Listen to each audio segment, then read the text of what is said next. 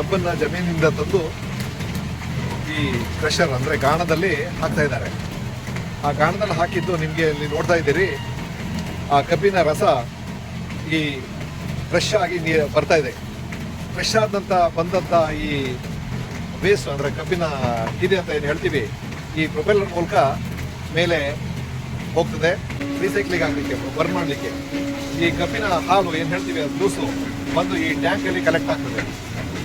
ಆ ಸಿಪ್ಪೆ ಆ ಡ್ರೈಯರ್ ಬಿದ್ದು ಇದು ಬ್ಲೋವರ್. ಇದು ಆ ಹೀಟು ಈ ಬ್ಲೋವರಲ್ಲಿ ರೊಟೇಷನ್ ಆಗ್ತಾ ಇರ್ತದೆ. ಏನು ಸಿಪ್ಪೆ ಬರುತ್ತೆ ವೇಸ್ಟ್ ಕಬ್ಬಿನ ಸಿಪ್ಪೆ, ಅದು ನೀರಿನ ಅಂಶ ಹೋಗಿ ಡ್ರೈ ಆಗ್ತದೆ. ಇದು ಚಿಮಣಿ, ಅದರದ್ದು ಸ್ಮೋಕ್ ಏನಿದೆ ಅದು ಬಂದು ಹೊರಗಡೆ ಹೋಗ್ಲಿಕ್ಕೆ ಈ ಜಾಗದಲ್ಲಿ ಈ ಡ್ರೈಯರ್ ಹೊಡಿತೆ. ಇದು ನೀವಲ್ಲಿ ಬೆಂಕಿ ನೋಡ್ತೀರಿ ಕೆಳಗಡೆ.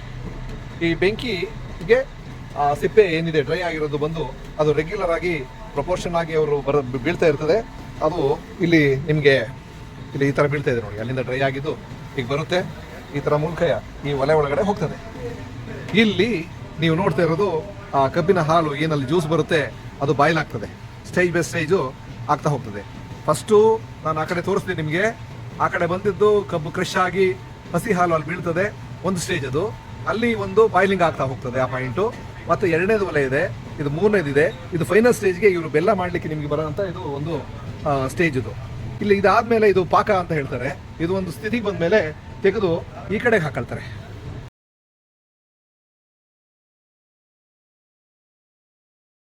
ಇದು ಬೆಲ್ಲ ಆದದನ್ನ ಅವ್ರು ಯಾವ ರೀತಿ ಯಾವ್ಯಾವ ಪ್ಯಾಕಿಂಗ್ ಮಾಡ್ತಾರೆ ಅನ್ನೋದನ್ನ ಹೇಳ್ತೀನಿ.